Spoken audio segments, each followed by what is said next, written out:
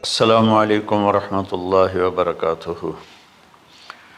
الحمد للہ الذی بیدہ الملک وہو علی کل شیء قدیر، هو الاول والآخر والظاہر والباطن وہو بکل شیء علیم، واشہد ان لا الہ الا اللہ وحدہ لا شریک لہ، واشہد ان سیدنا ومولانا محمدا عبدہ ورسولہ، ارسلہ بالحق بشیرا ونذیرا وداعیا الی اللہ بإذنہ وسراجا منیرا، صلی اللہ تعالی علیہ وعلی آلہ وعلی اصحابہ وبارک وسلم تسلیما کثیرا کثیرا، اما بعد فاعوذ باللہ من الشیطان الرجیم، بسم اللہ الرحمن الرحیم۔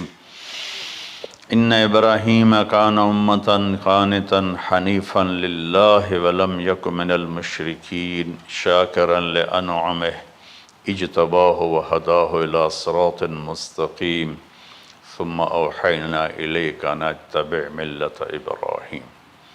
وقال تعالی فلما اسلما وتلہ للجبین ونادیناہ ان یا ابراہیم قد صدقت الرؤیا انا کذلک نجزی المحسنین۔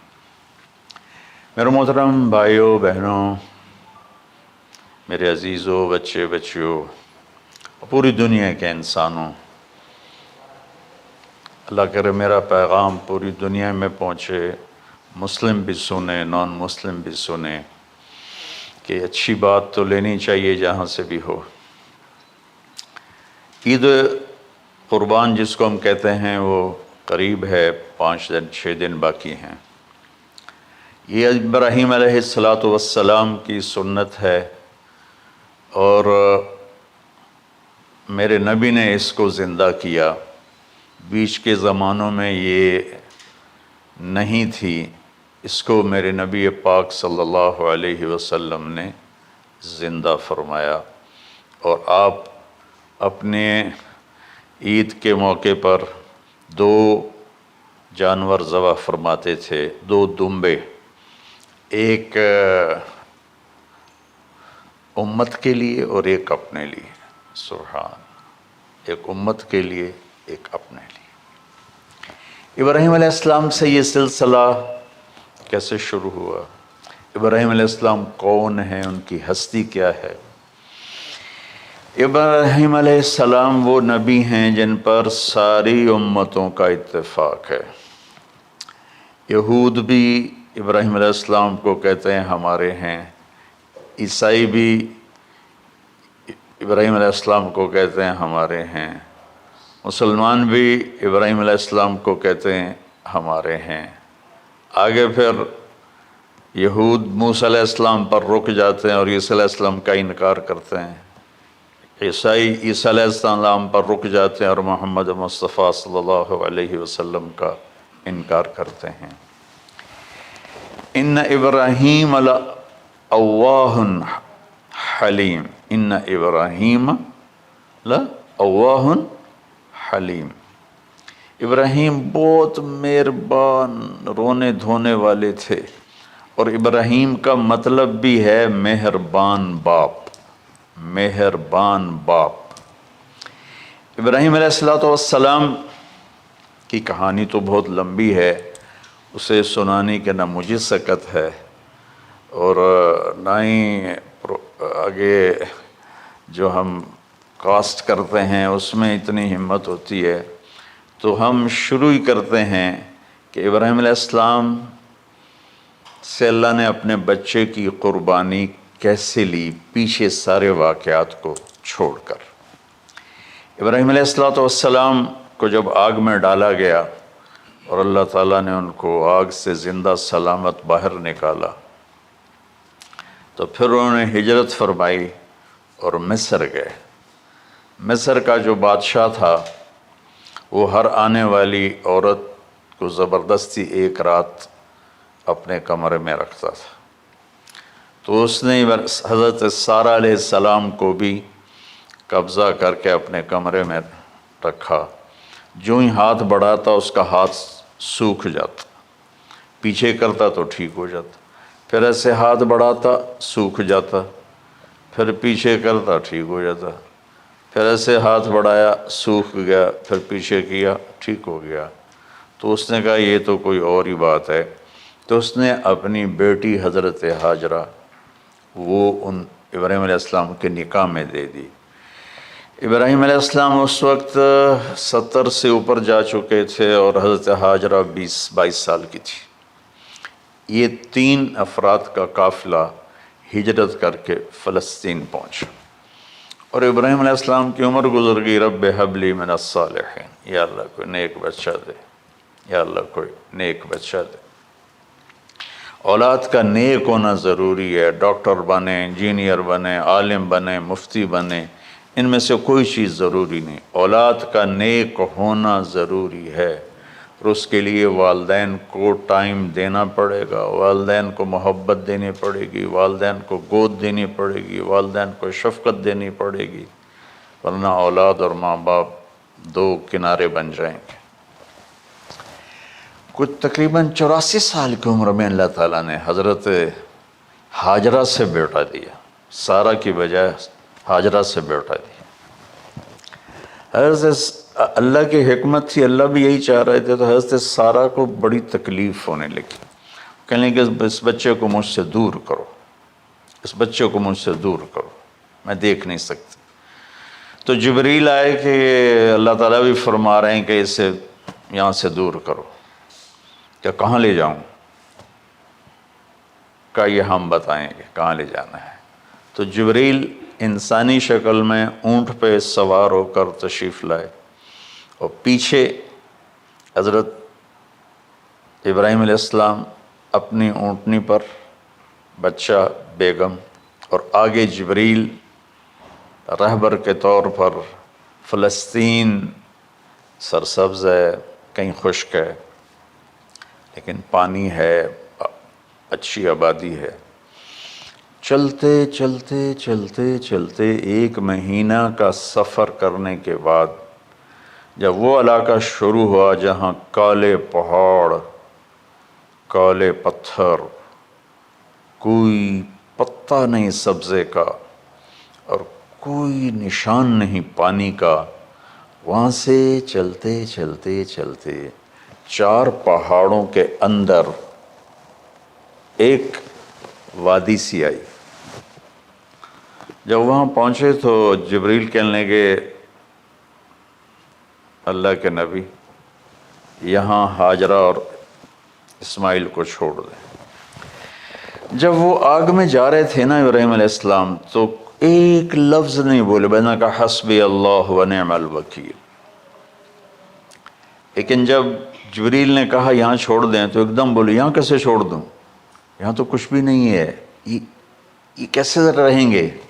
کہ یہ آپ کے رب کی منشا ہے، یہاں اللہ کا گھر بنے گا، یہاں اس بچے کی نسل سے ایک آخری نبی پیدا ہوگا جو پورے عالم کو روشن کرے گا، آپ چھوڑ دیں۔ تو وہ وہاں 3 دن رہے، ان کے لیے ایک چھپر سا بنایا لکڑیاں کاٹ کے، یا 2 دن رہے یا 1 دن، یہ تو کوئی تحقیق کوئی نہیں ہے، لیکن ایک چھپر سا ان کو بنا کے دیا ایسے، یعنی اس ایک اوپر وہ لکڑیوں کی چھاؤں کر دی اور نیچے ایسے بانس سے گاڑ دیے اور چل پڑے۔ تو حضرت ہاجرہ فرمانے لگے آپ کہاں جا رہے ہیں؟ اتنا بڑا امتحان تھا کہ جواب نہیں دینا، بس چپ کر کے چلو۔ انہوں نے پھر پوچھا آپ مجھے چھوڑ کے کیوں جا رہے ہیں؟ آگے سے خاموشی۔ چلتے چلتے 3 میل تک وہ اس طرح چلی۔ جب وہ کدئی پہنچیں تو اس وقت ان کو خیال آیا یہ اللہ کے نبی ہیں، کہیں ان کو اللہ نے نہ کہا۔ تو ان کا اللہ امرک، کیا آپ کو اللہ نے کہا کہ مجھے چھوڑ دیں؟ کہنے لگے ہاں، یوں کیا۔ ایک دم ایک نئی ہاجرہ نے جنم لیا، کہ اذن، یوں گردن، اذن لن یضیعنا اللہ، جاؤ پھر میرا اللہ مجھے ضائع نہیں کرے گا۔ ابراہیم علیہ السلام بوجھل دل کے ساتھ پیدل چل رہے تھے، دونوں میاں بیوی اونٹنی پہ سوار ہوئے،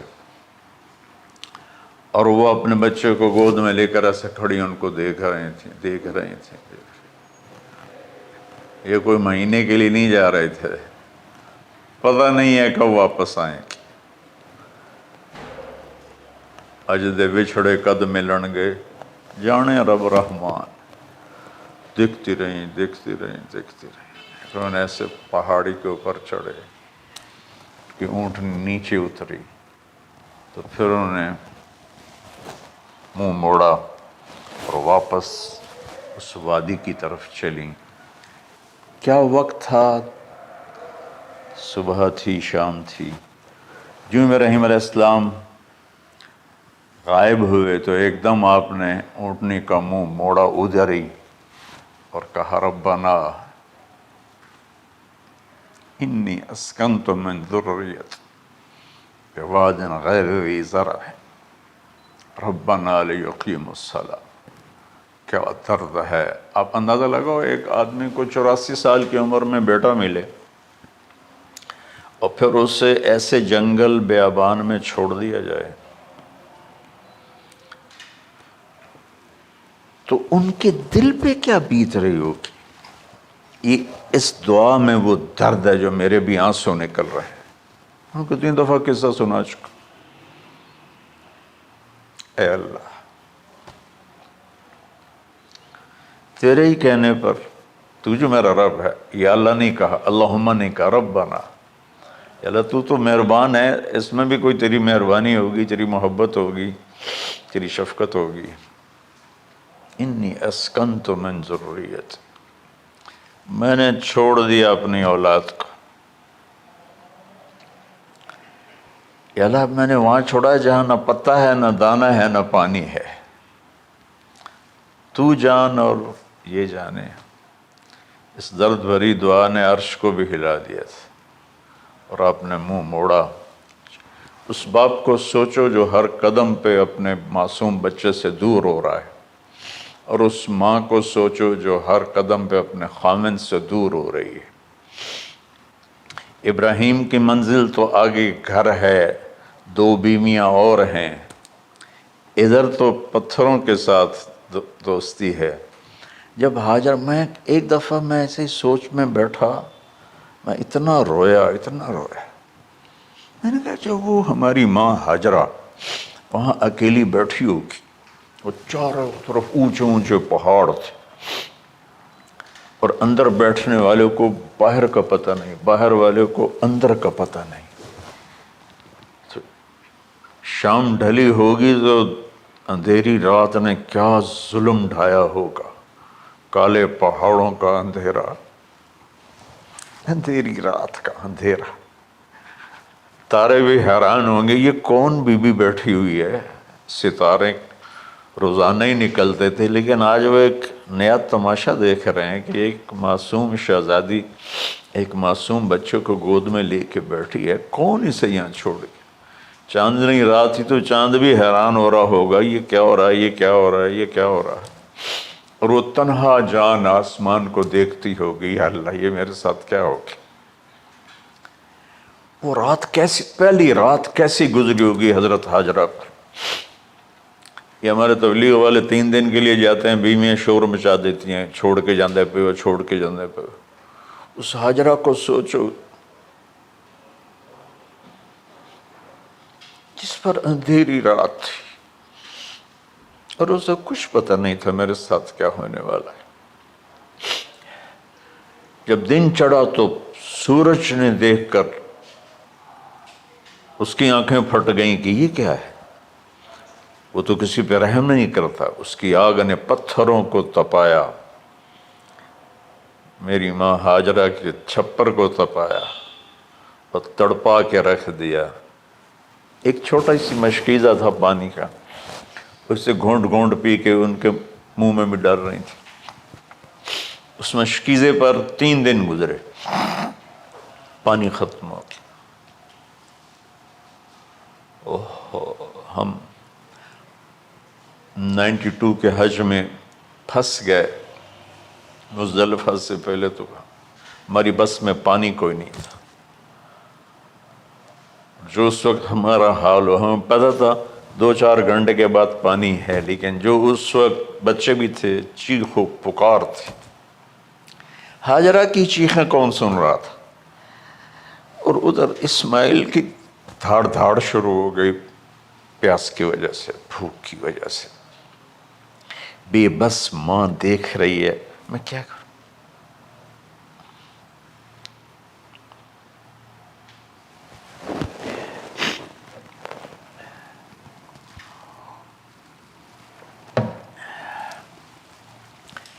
میں قطر میں تھا جماعت میں، تو مجھے یہاں کندھے میں درد ہوا، میں ہاسپٹل گیا تو ایمرجنسی سے انہوں لے کر گئے.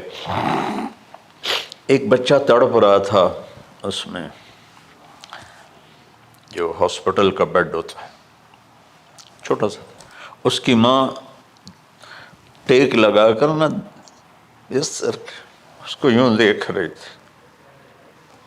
مجھے نہیں پتا وہ کون ہے، مجھے نہیں پتا اس بچے کو کیا ہے، لیکن آپ یقین مانیں یہ جو میرے آنسو ہیں اس عورت کی وجہ سے، کہ جس خاموش ساز خاموش فریاد سے معمور ہیں ہم. نالہ اگر لب پہ آتا ہے تو مجبور ہیں ہم. جس طرح وہ ماں ساز خاموش تھی اور اس کے چہرے پر درد پکار رہا تھا، میں صرف ایسے گزرتے گزرتے اس کو دیکھا اور میں آج رو رہا ہوں 15 سال کا قصہ یاد کر کے. تو ہاجرہ کے چہرے کو کون پڑھنے والا تھا؟ کون سی ایمرجنسی وارڈ میں بیٹھی تھی؟ کون اس کے لیے کہہ رہا تھا میں پانی لاتا ہوں، کھانا لاتا ہوں؟ موت تھی دونوں ماں بیٹی کی. تو یہ بے قراری میں صفا مروہ کی دوڑ لگائی. انہیں پتا تھا کچھ نہیں ہے.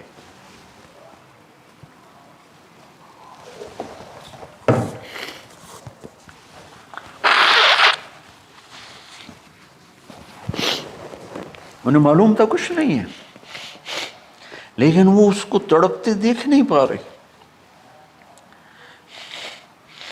وہ بھاگیں، صفا پہ چڑھی، ادھر دیکھ ادھر دیکھ، ابھا دیکھاں لمحہ دیکھاں، ڈٹھی دل کو دیواں ٹیکاں، سجن مل سم کے مر پوساں. یہ ہماری سرائکی کا شاعری ہے.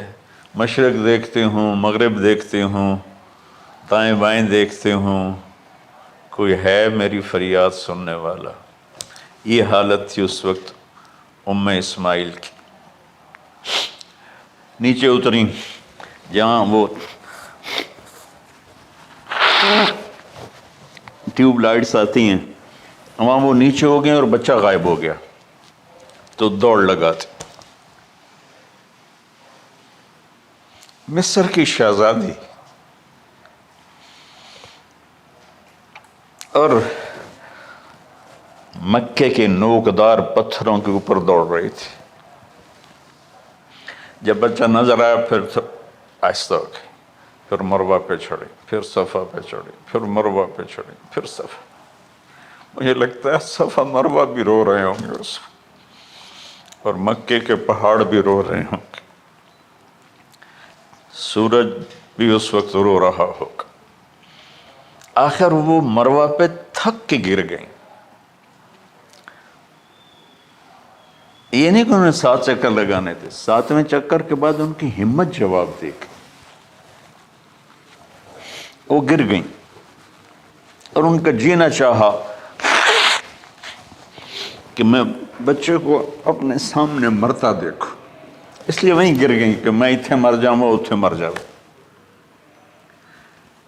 پھر ایسے حسرت بھری نظروں سے یوں دیکھا، مر گیا کہ نہیں. تو وہاں ایک آدمی کھڑا تھا. پھر مردہ جسم میں پھر جان آ گئی. پھر انہوں نے اپنے آپ کو اٹھایا اور دوڑ لگائی. پہنچی تو آدمی غائب تھا اور پیڑیوں سے پانی نکل رہا تھا. اتنے چکر کیوں لگوائے؟ پہلے ہی نکال دیتا۔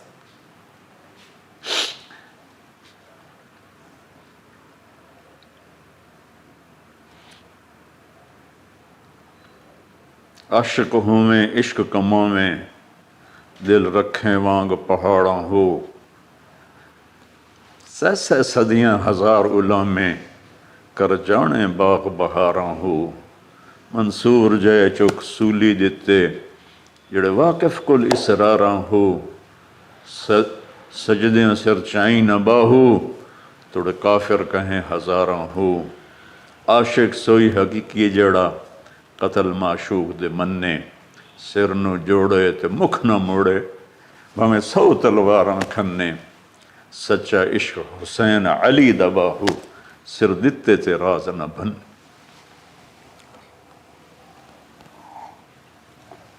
کوئی ابراہیم کا گلہ نہیں، شکوہ نہیں۔ یہ 7 چکر اور تڑپ اور درد، اس کے بعد پانی کیوں نکالا؟ پہلے کیوں نہیں نکالا؟ کہ عشق کا راستہ ہی ہے۔ میرے گھر کے راستے میں کوئی کہکشاں نہیں ہے، راستہ عشق اشقا سے۔ اشقا کہتے ہیں آکاس بیل جو درخت کو چمڑ جاتی پیلی، تو وہ درخت اس کا ایسا عاشق ہوتا ہے سب کچھ اس کو کھلا کے خود خوش ہو کے جل کے بالن بن جاتا ہے۔ اس سے اشقا ہے کہ عشق ایسی چیز ہے، عشق تے آتش ڈوہیں برابر اتے عشق دا تاؤ تکھیڑا، آتش ساڑے کخ تے کنیرا، عشق ساڑے دل جڑا۔ خواجہ غلام فرید صاحب کی شاعری سنا رہا ہوں کہ عشق میں بھی آگ ہے اور لکڑی میں بھی آگ ہے۔ لکڑی کی آگ خس و خاشاک کو جلاتی ہے اور عشق کی آگ دل کو جلا کے برباد کر دیتی ہے۔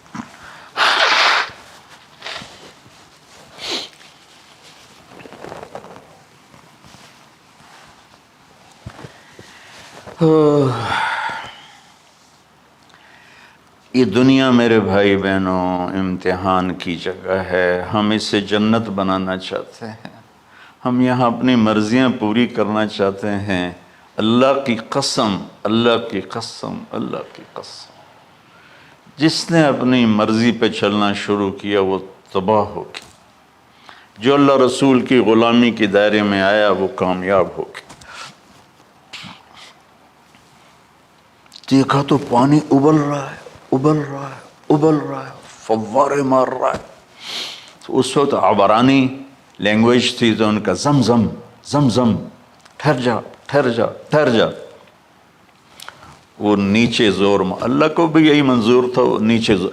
میرے نبی نے فرمایا اگر میری ماں زمزم نہ کہتی تو پورے عرب کو یہ پانی سیراب کر دیتا۔ اور آپ حیران ہوں گے، آج کل تو بہت زیادہ ایڈوانس ہے سائنس، تو سعودی گورنمنٹ نے کہ یہ اس کا سورس کیا ہے، یہ پانی کہاں سے آ رہا ہے، طائف تک ساری زمین کو کھنگالا، کوئی اس کا پیچھے سے لنک نہیں ہے۔ کہیں چشمہ ہوتا ہے نا تو پیچھے لنک ہوتا ہے، کہیں سے پانی نکل ہوتا ہے پیچھے سے لنک ہوتا ہے۔ زمزم کا کوئی لنک نہیں۔ جو ہی موٹر چلاتے ہیں تو 8-9 جھرنے ہیں سوراخ، وہاں سے پانی ابل ابل کے آنا شروع ہو جاتا، اور جو ہی موٹر بند کرتے تو وہ جھرنوں کا پانی بند ہو جاتا۔ اس میں نہ مچھر ہے، نہ اس میں کوئی کیڑا ہے، نہ کوئی مکوڑا ہے، پاک صاف پانی، زمزم زمزم۔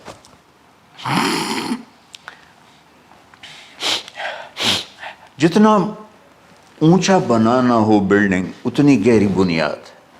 اس ماں بیٹے سے محمد مصطفیٰ نے آنا ہے تو پھر بنیاد تو گہری ہوگی نا،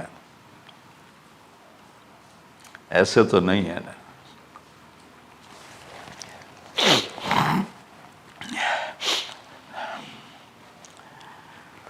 تو چونکہ محمد مصطفیٰ صلی اللہ علیہ وسلم کو اس بچے اور اس ماں سے اللہ نے وجود دینا، پیچھے ابراہیم والد ہیں دینا، ابراہیم علیہ السلام کی نسل میں 4000 انبیاء آئے، بنو اسرائیل میں 4000 اور حضرت اسماعیل علیہ السلام کا ایک ہی جو 1.25 لاکھ پہ بھاری نہیں ہے بلکہ کل کائنات پہ بھاری ہے اللہ کے بعد۔ تو اس لیے پسائی ہوئی یہ جو بناتے ہیں اپنی باڈیز، وہ اپنی کتنی پسائی کرتے ہیں، وزن اٹھاؤ، دوڑو، وہ کیا کیا اپنے آپ کو مشقت میں ڈالتے ہیں، تب جا کے وزن وہ نکھر کے آتے ہیں۔ یہاں کوئی آبادی نہیں تھی، یمن سے لوگ جاتے تھے شام تجارت کے لیے، تو قبیلہ جرہم کا گزر تھا، پانی نہیں تھا، تو وہ پانی کی تلاش میں تھے، انہوں نے پرندے دیکھے، وہ کہنے کہ پرندے تو پانی پر آتے ہیں، انہوں نے 2 آدمی بھیجے، آگے دیکھا ایک خاتون، ایک بچہ اور کنواں تو نہیں تھا، پانی چشمہ، تو وہ سارے آئے اور کہا کہ بہن ہم یہاں ٹھہر جائیں، کہ اب ٹھہرو لیکن پانی میرا، ان کا ٹھیک ہے پانی آپ کا ہے۔ تو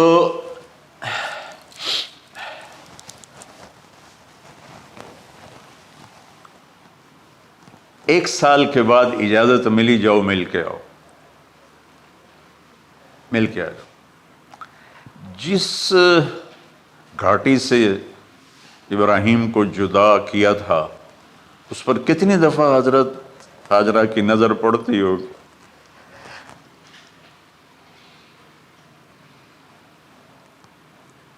اگر آپ اس کو فیل کریں تو یہ قصہ بیان ہی نہیں ہو سکتا، بس رونا ہی پڑے گا۔ اور خاص طور پر آج کے دور میں جب کوئی اللہ کو کی ماننے کے لیے تیار ہی نہیں ہے، کوئی جہنم سے ڈرنے کے لیے تیار نہیں، کوئی جنت کی طلبگار نہیں۔ 1 سال کے بعد اونٹنی کا سر نظر آیا تو دل اچھل کے آسمان کو جا لگا کہ میری آنکھوں کی ٹھنڈک آ گئی، میرے سر کا سایہ آ گیا، میرے بیٹے کی چھاؤں آیا۔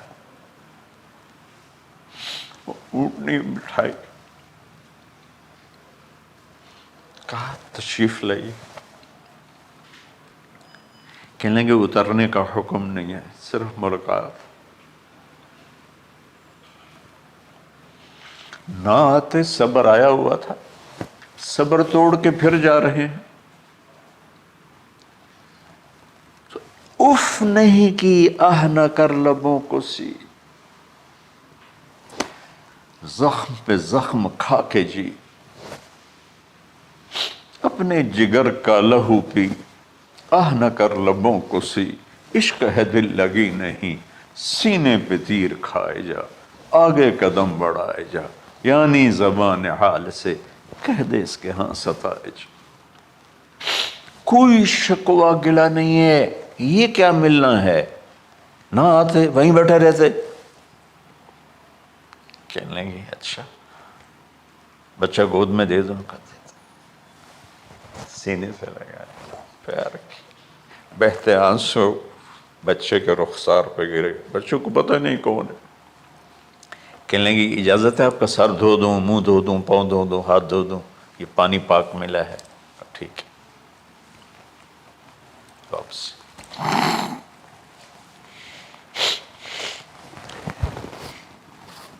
فلما بلغ معه السعی، جب وہ بچہ بھاگنے دوڑنے لگا، دل میں اتر گیا، نظروں کو بھا گیا، تو خواب آنے شروع ہوئے، قیمتی چیز قربان کرو، پتہ نہیں کتنی بکریاں قربان کر دیں، پھر خواب آیا قیمتی چیز قربان کرو، پھر گائے قربان کر دیں، عدد مجھے یاد نہیں ہے، پھر خواب آیا قیمتی چیز قربان کرو، اونٹ قربان کر دیے، پھر خواب آیا قیمتی چیز قربان کرو، تو پھر خیال آیا کہ یہ اسماعیل کی طرف اشارہ ہے۔ 1500 کلومیٹر ہے، 1 مہینے کا اونٹ کا سفر ہے، چھری لے کر ایک باپ بچے کو ذبح کرنے جا رہا ہے، اس مہینے کے ہر منٹ نہیں، ہر سیکنڈ میں اس کے دل پہ کیا گزر رہی ہوگی، کس لیے جا رہا، ساری دنیا پھرتے ہیں، جب گھر واپس آنے کا ہوتا ہے تو خوش ہو رہے ہوتے ہیں کہ پاکستان جا رہے ہیں، پاکستان جا رہے ہیں۔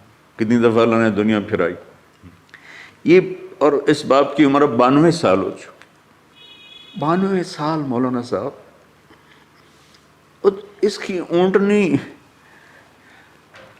کے قدم کے ساتھ نہیں، ہر سیکنڈ کے ہر کروڑویں حصے میں ابراہیم کا دل پھٹتا ہوگا کہ اس معصوم بچے کو ذبح کیسے کروں۔ اللہ کی مان کے دکھا دی۔ اللہ نے تو ہمیں دین ہی آسان دیا ہے، ہم سے تو نہیں بچوں کی قربانی مانگی۔ ابو بکر صدیق رضی اللہ تعالیٰ عنہ نے فرمایا تھا، یا رسول اللہ، ایک آیت ہے جس میں کا مفہوم یہی ہے، اگر اللہ ہمیں کہتا نا بچے قربان کرو، ہم بھی چھریاں چلا دیتے۔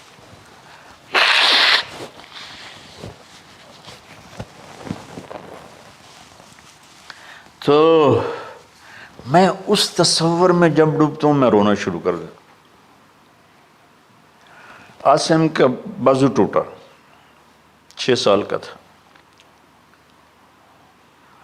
اس کو جوڑ رہے تھے تو اس کی چیخیں نہیں کر رہی تھی، میں باہر نکل گیا، مجھ سے چیخیں سنی نہیں گئی، حالانکہ اس کا علاج کرنے کے لیے کر رہے تھے۔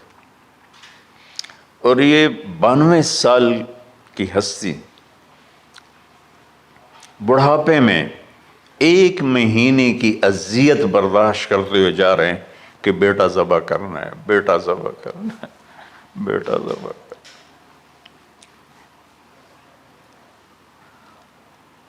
تو وہاں پہنچے تو اب اسماعیل نے جانا ہے کہ یہ ہیں میرے ابا۔ وہ کیسے لپٹے ہوں گے، کیسے چوما ہوگا، کیسے پیار کیا ہوگا، یہ بیوی کا آپس میں۔ مجھے نہیں پتا کہ کتنے عرصے بعد انہوں نے ایک قدم اٹھایا، لیکن کہا کہ بچوں کو تیار کرو، میں اس کو سیر کرانے لے جا رہا ہوں۔ بڑی خوش ہوئی، ماں بھی بچہ بھی اچھل رہا ہے، اور لے کے پہنچے جمرہ کبریٰ پر، وہ جو شیطان کو 3 جگہ مارتے ہیں تو آخری جگہ وہاں اس وقت ایک تنگ سی جگہ تھی پہاڑوں میں گھری ہوئی، وہاں پہنچے تو کہتے ہیں یا بنی انی، کوئی شک شبہ والی بات نہیں ہے، ارا فی المنام انی اذبحک، میں نے تمہیں ذبح کرنا ہی ہے، انی میں نے تمہیں ذبح کرنا ہے، فانظر ماذا تری، تیری رائے کیا ہے؟ قربان جاؤں اس ماں پہ جس نے 7-8 سال کے بچوں کو کیا تربیت دی۔ یا ابت افعل ما تؤمر، یعنی یا ابت افعل، بیچ میں کوئی حرف نہیں، کوئی عطف نہیں، یا ابت افعل بما تؤمر ستجدنی انشاء اللہ من الصابرین۔ اس عمر میں اپنی قربانی کو اللہ کے ساتھ جوڑا، ابا کرو آپ۔ یہ جب ماں اپنے بچے کو فوکس کر، آج کی مائیں، میں گلہ کرتا ہوں آپ کے والدین سے، میں گلہ کرتا ہوں، انہوں نے اپنی اولاد کو فوکس نہیں کیا، یہ اپنے دھندوں میں اتنا پھنسے ہوئے ہیں، اپنے کاموں میں، اس بدبخت یہ کیا فون ہے، کیا کہتے ہیں اس کو، اسمارٹ فون، سیمسنگ موبائل، اس میں اتنا گم ہو گئے ہیں کہ بچے اگنور ہو گئے ہیں۔ 3 سال کا بچہ سکول جا رہا ہے، اسے ماں کی گود چاہیے، اسے سکول بھیج رہے ہیں، وہ وہاں، میرے بچے کو ڈسلیکسیا تھا، اس کو عاصم کو، اس کو پڑھنا نہیں آتا تھا، ایک بیماری ہے، تو اس کی ٹیچریں مار مار مار اس کا حشر کر دیتی، میرا بچہ برباد کر دیا انہوں نے۔ وہ 6 سال کی عمر میں ڈپریشن کا شکار ہو۔ میں ماؤں سے کہتا ہوں بچوں کو ٹائم دو، تمہارا سرمایہ تمہاری اولاد ہے، اور اولاد ڈگری سے عزت نہیں ملتی، اولاد تمہاری نیک ہوگی تو وہ بلند بخت ہوں گی، عزت پائیں گی۔ پاکستان کو پڑھے لکھوں نے لوٹا ہے، ان پڑھوں نے نہیں لوٹا۔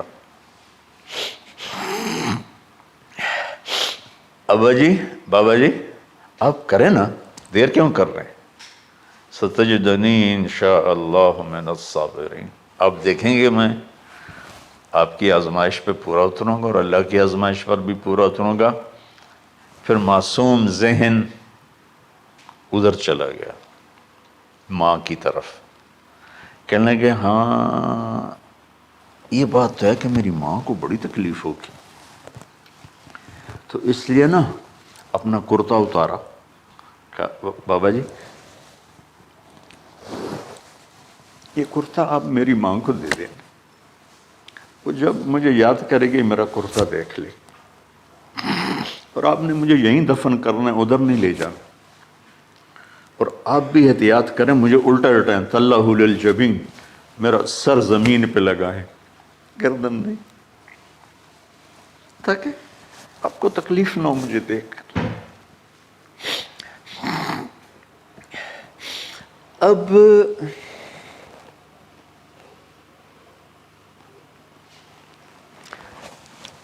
میں تو مرغی ذبح ہو رہی ہوں نا تو اس کو تڑپتے نہیں دیکھ سکتا۔ قربانی کے لیے مفتی صاحبان کہتے ہیں کہ اوپر کھڑا ہونا چاہیے، خود کرے یا اوپر کھڑا ہو، میں نہیں کھڑا ہو سکتا۔ جانور جب تڑپتا ہے تو مجھے کچھ ہونے لگتا، تو میں بچوں کو بھیجتا ہوں جاؤ قربانی پہ کھڑے ہو۔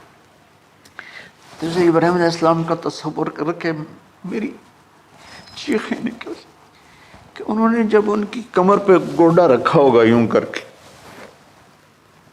ہاتھ باندھے، پاؤں باندھے، اور سر کے بال یوں اٹھا کے یہاں لائے ہوں گے سر کو، اور چھری یہاں رکھی ہوگی، کیا کیفیت؟ تو یوں آسمان کو دیکھ کر کہ یا اللہ کیا تم مجھ سے ناراض ہو گیا کہ میرے دل میں اسماعیل زیادہ اتر گیا ہے؟ یا اللہ ایسا کبھی نہیں ہے، یا اللہ یا میرا کوئی امتحان تو لے رہا ہے، یا اللہ تیرے اوپر سب کچھ قربان ہے، اور یوں چلائی، اور اللہ تعالیٰ نے چھری کی کیا حیثیت ہے، اس نے چلنے سے انکار کر دیا، پھر چلائے، پھر چلائے۔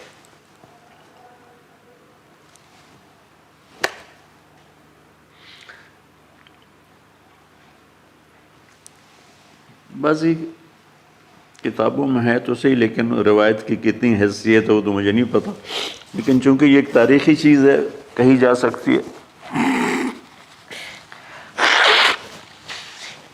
کہتے ہیں پھر گئے اور چھری کو تیز کیا پتھر پر، تیز کر کے جب آئے نا اور بال پکڑے، آسمان کے فرشتے 2 دفعہ روئے ہیں انسانی تاریخ میں، آسمان کے فرشتے 2 دفعہ روئے ہیں انسانی تاریخ میں۔ ایک جب ابراہیم علیہ السلام نے ان کی کمر پہ اپنا گھٹنا رکھا کہ سر کے بال پکڑ اور چھری پکڑ کے یہ کہا یا اللہ تم مجھ سے ناراض ہو، تو آسمان کے فرشتوں کی چیخیں نکل گئی۔ اور ایک جب اللہ کے نبی کو طائف میں پتھر پڑے کہ اللہ من یشکو الیک ضعف قوتی، تو آسمان کے فرشتوں کی چیخیں نکل گئی۔ جب ہمارے نبی کو طائف والوں نے مارا اس پر، یہ 2 دفعہ آسمان کے سب فرشتے روئے۔ تو پھر اللہ نے کہا بس، نادیناہ ان یا ابراہیم قد صدقت الرؤیا انا کذلک نجزی المحسنین، ابراہیم تو پاس ہو گیا ہے۔ چھری چل گئی، اور آنکھوں پر تو پٹی تھی، چھری چل گئی، پٹی کھولی تو سامنے کبش تھا، دمبا اور اسماعیل اور جبریل کھڑے ہوئے تھے۔ اس جانور کی قربانی ایک علامت ہے، اس قربانی سے ایک پیغام ہے کہ اپنے غلط جذبات کو اللہ پر قربان کر دو۔ ہم سے اللہ نہیں کہہ رہا بچے قربان کرو، ہم سے کہہ رہا غلط جذبات قربان کرو۔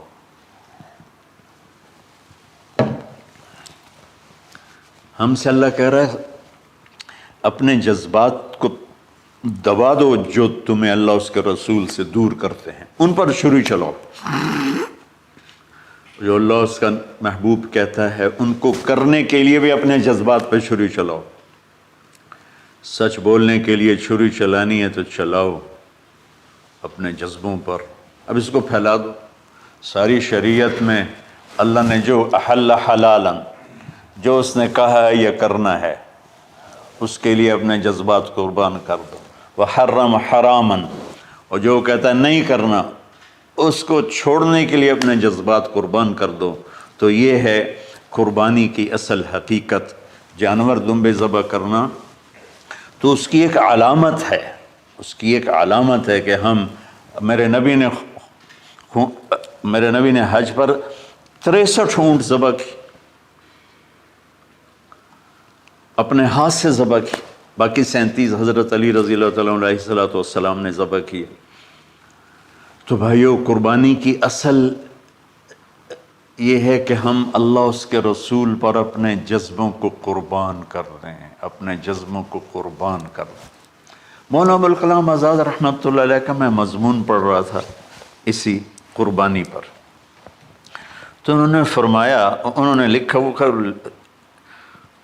خطابت اور قلم کے تو بادشاہ تھے، واقعی وہ ابوالکلام تھے۔ انہوں نے لکھا کہ اللہ نے چھری کے لیے چلنا طے کیا ہوا تھا، اللہ نے چھری کے لیے چلنا طے کیا ہوا تھا۔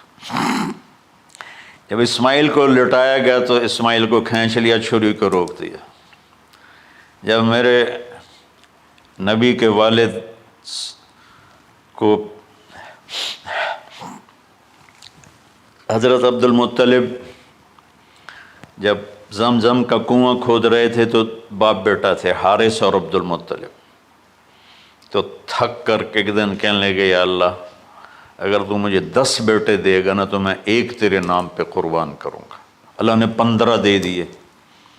جب وہ سارے جوان ہو گئے تو ان کو اکٹھا کیا، بچوں میں نے تو منت مانی تھی۔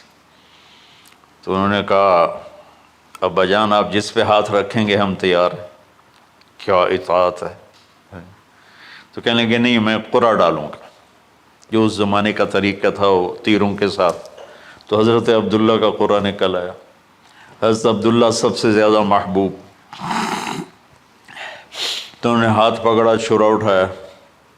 عمر بن عاص رضی اللہ عنہ کے والد عاص بن وائل ایک بہت بڑا کام کر گیا، وہ سامنے آ کے کھڑا ہو گیا، کہنے لگا یہ کام نہیں ہوگا۔ انہوں نے کہا یہ سردار کا بول ہے، کہا آگے بھی سردار کھڑا ہوا ہے، میں یہ ظلم نہیں ہونے دوں گا۔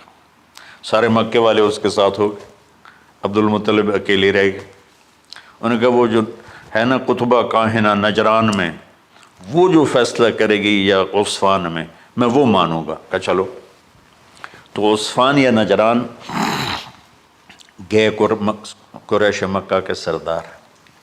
تو اس کاہنہ عورت، جیسے آج اس زمانے کی جج ہوتی تھی، مرد بھی عورت میں، اس نے کہا کہ تم لوگ قتل کا معاوضہ کیا لیتے ہو؟ کہ 10 اونٹ۔ کہ اچھا ایسا کرو، ایک تیر پہ لکھو عبداللہ اور ایک پہ لکھو 10 اونٹ اور قرعہ ڈالو۔ اگر اونٹوں کا قرعہ نکل آئے تو جتنے اونٹ لکھے ہیں وہ ذبح کر کے عبداللہ کو چھوڑ دو، اور اگر عبداللہ کا نام نکلے تو ہر دفعہ 10 اونٹ بڑھا دو۔ تو وہ سارے بڑے خوش ہو گئے۔ تو عبد المطلب نے احتیاطاً 100 اونٹ پہلے کھڑے کر لیے صفا کے ساتھ، اور حرم شریف میں اکٹھے ہو گئے، اور وہ جو تیروں سے کرتے تھے تو الانصاب غالباً اس کو کہتے ہیں، ایسا ہی ہے نا؟ ہاں۔ تو وہ 10 اونٹ عبداللہ، اس نے جو قرعہ اندازی میں والے جو پھینکا تو نکلا عبداللہ۔ تو وہ 10 اونٹ اس نے پہلے الگ کھڑے کیے تھے تو 20 کر دیے، پھر قرعہ ڈالا تو عبداللہ، پھر 10 اور کر کے 30 کر دیے، پھر قرعہ ڈالا تو عبداللہ، پھر 10 اور کی تو 40 ہو گئے، پھر قرعہ ڈالا تو عبداللہ تو 50 ہو گئے، پھر قرعہ ڈالا تو عبداللہ تو 60 ہو گئے۔ مکے والوں کی آنکھیں پھٹنے لگی، پسینے آنے لگے۔ پھر قرعہ ڈالا عبداللہ تو 70 ہو گئے، 80 ہو گئے، 90 جب ہوئے تو سب کی آنکھیں باہر نکل آئیں کہ اب پیچھے تو اونٹ ہی ختم ہو گئے۔ تو پھر قرعہ ڈالا 100 پر تو نکلا 100 اونٹ۔ تو سب نے نعرے لگائے۔ تو عبد المطلب کہنے لگے نہیں میں ایک دفعہ اور کروں گا، کیا تو پھر 100 اونٹ، پھر سب نے نعرے لگائے، کہا نہیں میں ایک دفعہ اور کروں گا، پھر کیا تو 100 اونٹ۔ تو پھر عبد المطلب نے حضرت عبداللہ کو آزاد کیا، 100 اونٹ خود ذبح کیے۔ تو ابوالکلام آزاد رحمۃ اللہ علیہ فرماتے ہیں دوسری دفعہ وہ چھری چلنے لگی حضرت عبداللہ پر۔ ایک واقعہ بھی اس کے ساتھ عجیب ہے۔ آپ بازار میں جا رہے تھے حضرت عبداللہ، تو سامنے سے ایک نا پہلی کتابوں کی عالم عورت آ گئی۔ اس نے اسے دیکھا تو کہا عبداللہ تیری جان بچانے پہ 100 اونٹ ڈگے تھے نا؟ کہاں؟ کہ ایک رات میرے ساتھ گزار لے 100 اونٹ میں دوں گی۔ تو اس نے نور نبوت دیکھا یہاں، تو آپ نے کہا نہیں میں عزت دار ہوں، میں یہ کام تو نہیں کر سکتا۔ تو پھر فرمایا کہ اللہ نے اسماعیل کو نکالا، عبداللہ کو نکالا، لیکن چھری نے چلنا تھا۔ جب حسین کی باری آئی تو اللہ نے چھری کو کہا چلو، اور وہ کاٹتے چلی گئی۔ کیا جرم ہولی کی میرے نبی کی ساری نسل ذبح کی۔ کتنا کہا اذکرکم فی اہل بیت، اذکرکم فی اہل بیت، اذکرکم فی اہل بیت۔ صرف 60 سال بعد امت نے 89 سمیت 72 انسان ذبح کر دی، کہ جنازے بھی نہ پڑھنے تھے۔ اقبال نے کہا تھا نا قتل حسین اصل میں مرگ یزید ہے، اسلام زندہ ہوتا ہے ہر کربلا کے بعد۔ اللہ سے محبت کرو، اللہ کے نبی سے محبت کرو، اللہ کے نبی کے گھرانے سے محبت کرو، اللہ کے نبی کے صحابہ سے محبت کرو، اللہ کے نیک بندوں سے محبت کرو۔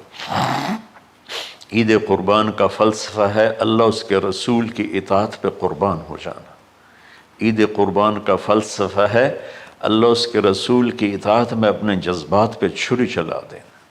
عید قربان کا فلسفہ ہے اللہ اس کے رسول کی اطاعت کے سامنے گردن کو جھکا دینا، اور اس کے لیے جس بھی کڑے امتحان سے گزرنا۔ ہم اللہ نہ کرے ہم امتحان نہیں مانگتے، یا اللہ نہیں مانگتے، یا اللہ نہیں مانگتے، عافیت مانگ، عافیت مانگ۔ تو میرے بھائی بہنوں، ہم اللہ کی بارگاہ میں جھکے، ہم اللہ کی بارگاہ میں جھکے، اس کے رسول کی بارگاہ میں جھکے، تاکہ ہمارا یہ جہان بنے وہ جہان بنے۔